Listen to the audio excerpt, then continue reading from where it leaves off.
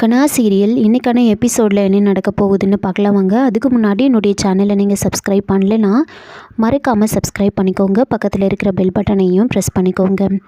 மங்காவும் சிவகாமியும் பேசிகிட்டு இருக்காங்க. எப்படியோ நம்மளோட பிரச்சனை சரியாயிடுச்சு, இனிமேல் அவனோட தொல்லை இருக்காது அப்படின்னு சொல்லிட்டு இருக்கும் போதே பவர் கட் ஆகிடுது. ஐயோ என்ன இது, பவர் கட் ஆகிடுச்சு, இப்போ தான் சொல்லி வாயை மூடல, அதுக்குள்ளே பவர் கட் ஆகிடுச்சே, நேரமே சரியில்லை போல இருக்குது நம்மளுக்கு அப்படின்னு பேசிகிட்டு இருக்கேன்.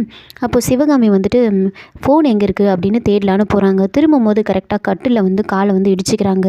கடவுளே என்ன இப்படி நடக்குது, பயங்கரமாக வலிக்குதே, நமக்கு சகுனமே சரியில்லைம்மா, என்ன நடக்க போகுதுன்னு தெரியலையே அப்படின்னு ரெண்டு பேரும் மாற்றி மாற்றி புலம்பிட்டு இருக்காங்க. அந்த சமயம் பார்த்து அன்பரசி பவர் கட் ஆனதுனால அனன்யாவும் அங்கே வந்திருப்பாங்க. அனன்யா கிட்ட கேண்டிலை கொடுத்துட்டு போகிறாங்க.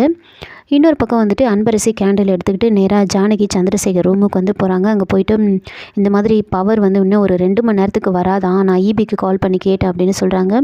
இப்போ 2 மணி நேரம் நாம் என்ன பண்ணுறது அப்படின்னு பேசிகிட்டு இருக்கு. அப்போ அன்பரசி வேணும்னா ஒன்று பண்ணலாமா, நம்ம எல்லாரும் மாடியில் போயிட்டு ஜாலியாக விளையாடி சாப்பிடலாம், மாடியிலேயே எங்கள் ஊர்லலாம் இதை தான் பண்ணும் அப்படின்னு சொல்ல, இதனால் எல்லோரும் மாடி மேலே போய் உட்காடுறாங்க. சிவகாமி, அனன்யா, மங்கா இவங்க 3 பேரையும் மாடிக்கு வர சொல்லியிருப்பாங்க. அவங்களும் உட்காடுறாங்க. அப்போது அன்பரசி சொல்கிறாங்க, சரி நம்ம எல்லோரும் சேர்ந்து திருடன் போலீஸ் விளையாடலாம் அப்படின்னு சொல்கிறாங்க. அப்போது எல்லோரும் சீட்டு எழுதி போட்டு குளிக்க போடுறாங்க. ஆளுக்கு ஒன்று எடுத்து பார்க்குறாங்க. முதல்ல ஜானகி பாட்டி ஓப்பன் பண்ணி பார்க்குறாங்க. அதில் போலீஸ்னு வந்திருக்கோம். அதுக்கப்புறம் சந்திரசேகருக்கும் போலீஸ்னு வந்திருக்கும். மஞ்சுக்கு ராஜான்னு வந்திருக்கும். அன்பரசிக்கு ராணின்னு வந்திருக்கும். அடுத்து தான் அனன்யா, சிவகாமி, மங்கான்னு ஏதோ சும்மா உட்காரணுமேனு உட்காந்துட்டு இருப்பாங்க. இப்போ அன்பரசி சீட்டை எடுத்து கொடுக்குறாங்க. அனன்யா ஓப்பன் பண்ணி பார்க்குறாங்க. ஓப்பன் பண்ணி பார்த்தா சிப்பாய் வந்திருக்கும். அதுக்கு அடுத்ததாக சிவகாமியும் மங்காவும் ஓப்பன் பண்ணி பார்க்குறாங்க. 2 பேருக்குமே திருடன்னு வந்திருக்கும். அதை பார்த்துட்டு மங்கா பயங்கரமாக முழிக்கிறாங்க. சரி, திருடன் யாருன்னு கண்டுபிடிக்கலாமா அப்படின்னு சொல்லிட்டு இருக்க, ஒவ்வொருத்தராக நான் ராஜா, நான் ராணி, நான் போலீஸ்னு சொல்லிட்டு இருக்காங்க. அடுத்து தான் சிவகாமி, மங்கா இங்கே 3 பேரும் கேட்க வரத்துக்குள்ளே அன்பரசி சரி நம்ம எல்லோரும் சேர்ந்து சாப்பிடலாம் அப்படின்னு சொல்கிறாங்க. நான் போயிட்டு சாப்பாடு எடுத்துகிட்டு வரேன் அப்படின்னு அன்பரசி போக, அப்போன்னு பார்த்து சிவகாமிக்கு வசந்த் ஒரு மெசேஜ் அனுப்பியிருப்பாங்க. அதனால் அங்கே இருந்தால் எதுவும் பண்ண முடியாதுன்னு சொல்லிவிட்டு, எனக்கு கொஞ்சம் தலைவலிக்கிற மாதிரி இருக்குது, நான் போயிடுறேன் அப்படின்னு சொல்லிவிட்டு சிவகாமியும் மங்காவும் அங்கேருந்து வந்துடுறாங்க. அதுக்கப்புறமா அனன்யாவும் எனக்கு ஒரு ரைட்டிங் ஒர்க் இருக்குது அப்படின்னு சொல்லிட்டு அவங்களும் எந்திரிச்சு வந்துடுறாங்க. இதனால் அன்பரசி ஒரு மாதிரி ஆகிடுறாங்க. சந்திரசேகர், அன்பரசி எல்லாரும் குடும்பமாக ஒத்துமையாக இருக்கணும்னு நினைக்கிறா. ஆனால் இந்த அனன்யாவும் சிவகாமியும் மங்காவும் இந்த மாதிரி இருக்க மாட்டாங்களே அப்படின்னு சொல்லிட்டு இருக்காங்க. அப்போது ஜானகி என்ன சொல்கிறாங்கன்னா, சரி நிச்சயதார்த்தத்துக்கு நமக்கு நிறைய வேலை இருக்குது, நாம் எல்லாரையும் கூப்பிடணும், அதே மாதிரி இந்த நிச்சயதார்த்தத்துக்கு உங்கள் அம்மா உனக்கு நலங்கு வைப்பாங்க அப்படின்னு சொல்ல, அப்போது அன்பரசியும் மஞ்சு சிரிக்கிறாங்க. என்ன நீங்கள் சிரிக்கிறீங்க அப்படின்னு கேட்க, அப்போது அன்பரசி விஸ்வாவோட முன்னாடி மேரேஜ் ஃபிக்ஸ் பண்ணப்போ கஸ்தூரி பர்தாலாம் போட்டுட்டு அன்பரசிக்கு நலங்கு வச்சதை சொல்கிறாங்க. அப்போ சந்திரசேகர், இதெல்லாம் நீ என்கிட்ட சொல்லவே இல்லை பார்த்தியான்னு சொல்ல, அப்பா உண்மையாகவே அப்போ நீங்கள் என்னோட அப்பான்னு எனக்கு தெரியாது அப்படின்னு சொல்லிட்டு இருக்காங்க. சரி கஸ்தூரி எப்போ வரான்னு கேட்குறாங்க. அப்போ சந்திரசேகர் நாளைக்கு வந்துடுவாமா அப்படின்னு சொல்லிட்டு இருக்காங்க. அங்கே கஸ்தூரி அவங்களுடைய ட்ரெஸ் எல்லாம் பேக் பண்ணிகிட்டு இருப்பாங்க. அப்போது ராஜவேலுவோட ஆளுங்க அவங்க இருக்கிற இடத்த ரவுண்ட் அப் பண்ணியிருப்பாங்க. சுற்றி சுற்றி பார்த்துட்டு இருக்காங்க. இது கவனித்த கஸ்தூரி இது ராஜவேலோட ஆள் மாதிரி இருக்கே, இவங்க நம்மளை ஃபாலோ பண்ண ஆரம்பிச்சிட்டாங்க, உடனே இந்த விஷயத்தை நாம் அவருக்கு கால் பண்ணி சொல்லணும் அப்படின்னு யோசிச்சுட்டு இருக்காங்க. இன்னொரு பக்கம் மங்காவும் சிவகாமியும் கீழே போகிறாங்க.